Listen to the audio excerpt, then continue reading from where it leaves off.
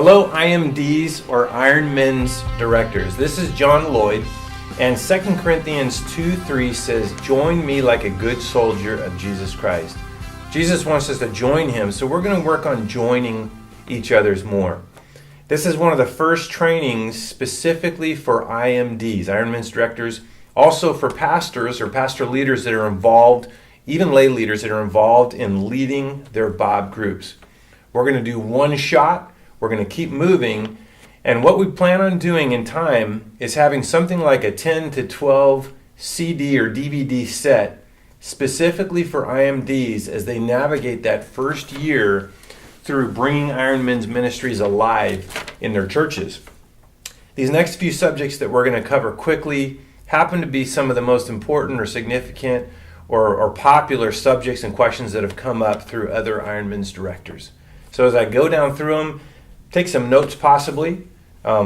If you could write down some questions that you have, in fact, whether it's based on this training or future questions that you have as an IMD leader, please send those to our headquarters, send those to Wallace Smith or myself, and we will begin building that DVD collection of trainings that all IMDs in the future will have to help them through the process. The first thing I want to touch on is simply this. As an IMD, as the Iron Men's Director, you have to be a coach. We're all gifted in different ways. But if as that leader, you are not inspiring the men, they're not drawn to you, if they're not pulled in by you, if you're not setting the example, before we get into anything specific of how we do it, or before you even start to train your men, that's going to be your biggest, it's going to be your biggest barrier. These men, first and foremost, have to look at you as someone they want to follow. I don't know what that always looks like, but I will tell you, it starts with you. Being positive, being encouraging.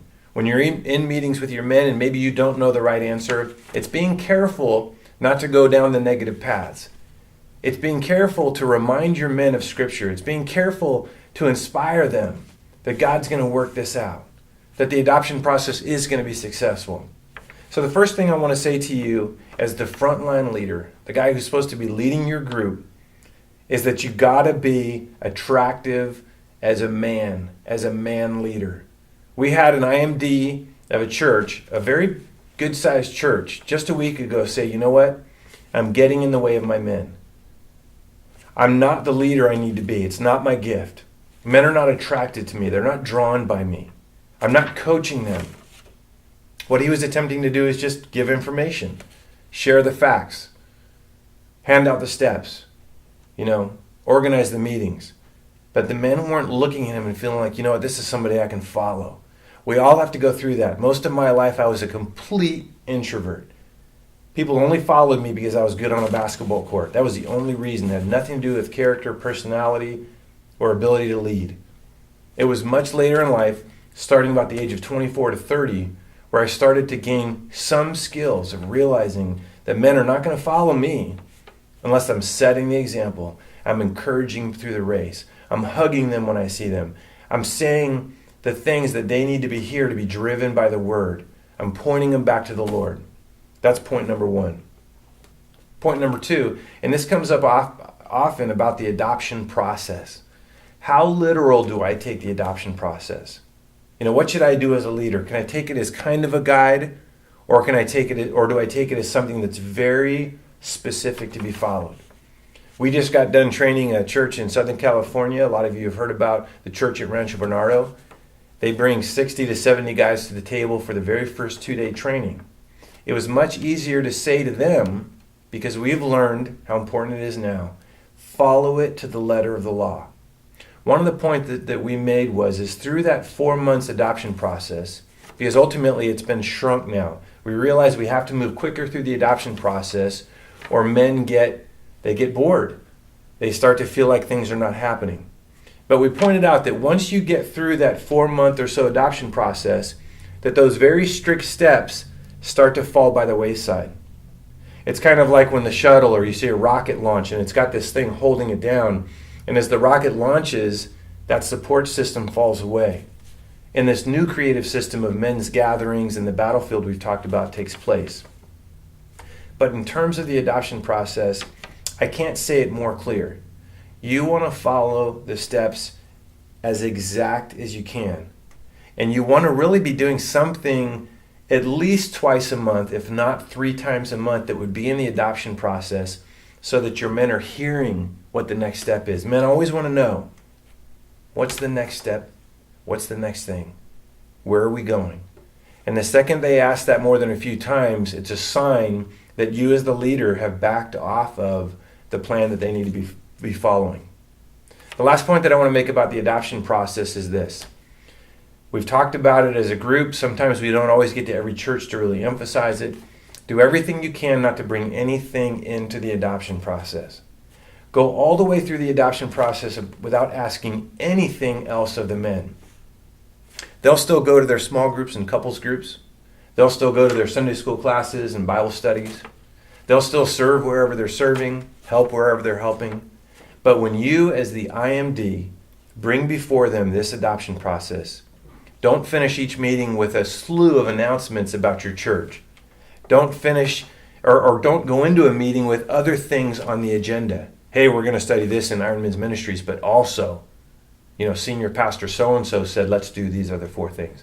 Get through the adoption process, finish it, then those men will be the leaders that can go do those other things in church.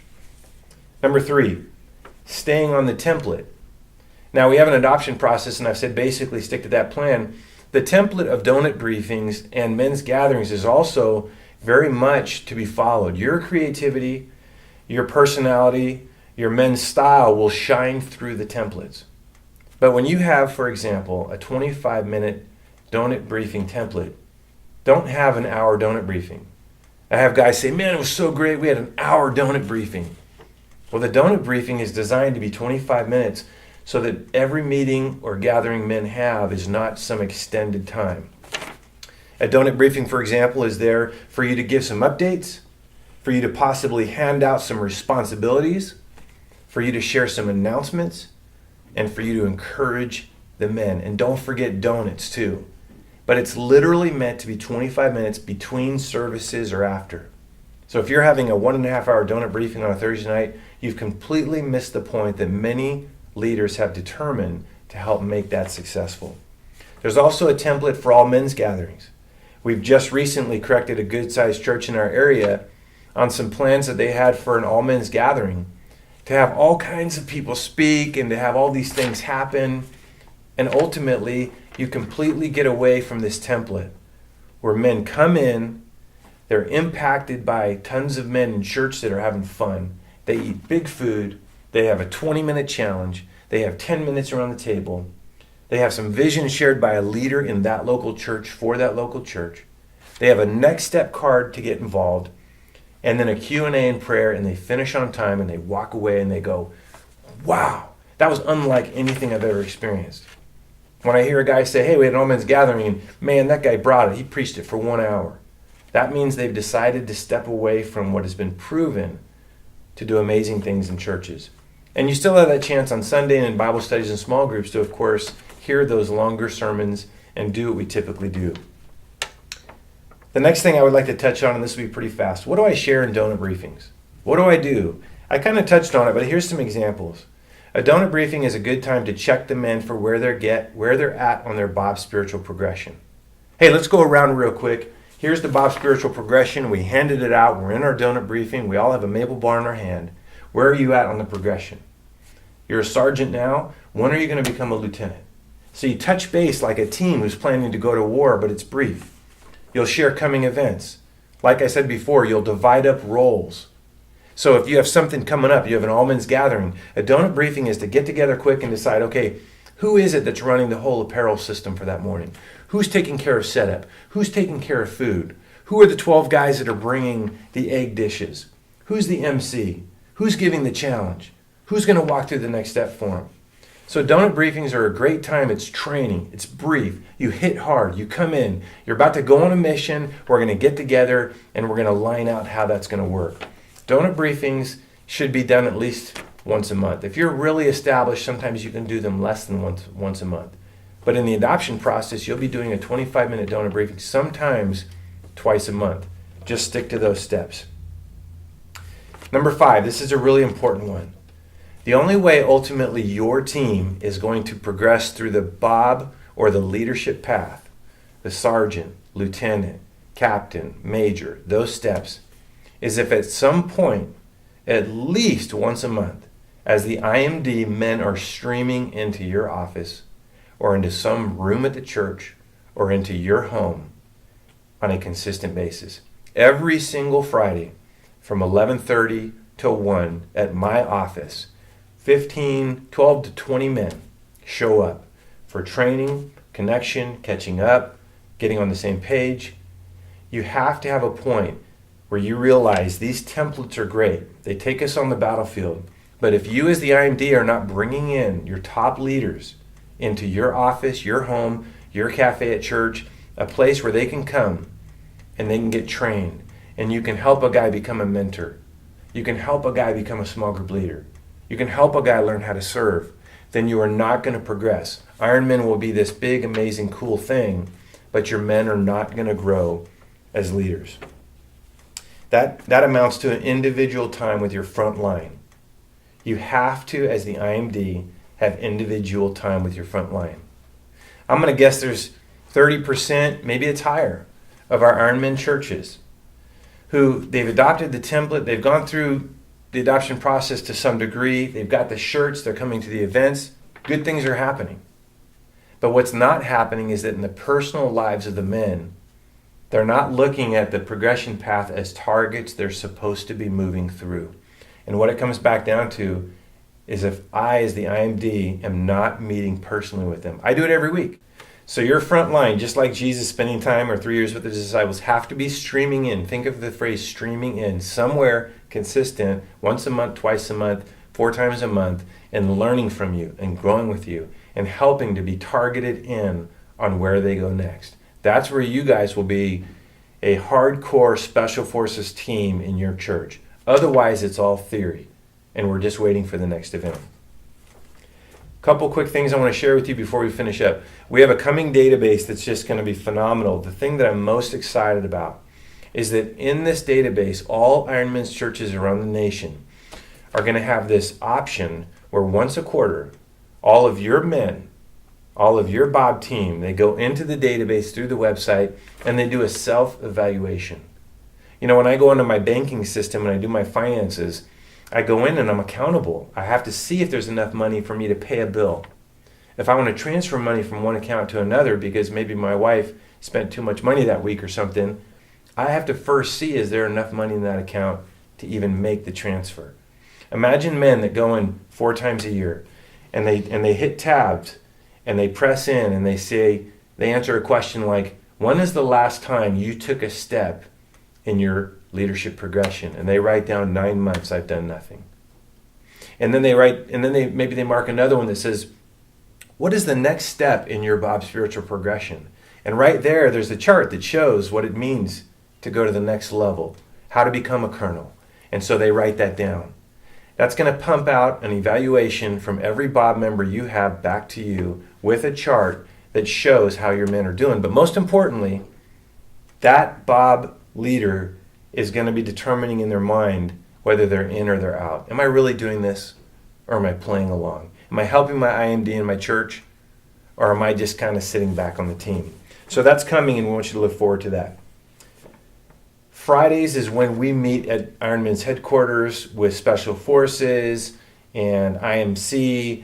We want an invitation for all IMDs to be a part of our meeting that we have every Friday. If you'd like to be a part of that meeting, even if it's just once a month, twice a month, or as often as you want, just email me at jloyd@gatewayvisalia.com. I'll include you in on that list. And then for you IMDs who are out of the state or out of the city or 4 or 5 hours away, we are developing and we've almost finalized a system where you can tie into the Friday meeting as often as you want through your computer screen. It'll be much more advanced than Skype. It's almost here, so we'll be letting you know when that's ready to go. The last thing I want to do is before I say goodbyes, I just want to encourage you. This is a process. It took us 5 years as a church to make this happen to where we got and really understood it. Churches now are doing it in a matter of 4 months to 12 months. But it's a process. Go back and review your steps. Call into headquarters and ask for help. Be encouraged. God is gathering up his armies faster than we can imagine right now. We're around 15 or more churches. I would venture to guess we have between 15 and 25 churches ready to join your army. So let's look forward to 5,000 men at the May 18th and 19th Big Man's Breakfast Weekend, and the 500 men will be up on the rock at Wishon Village. God bless you, and have a great week.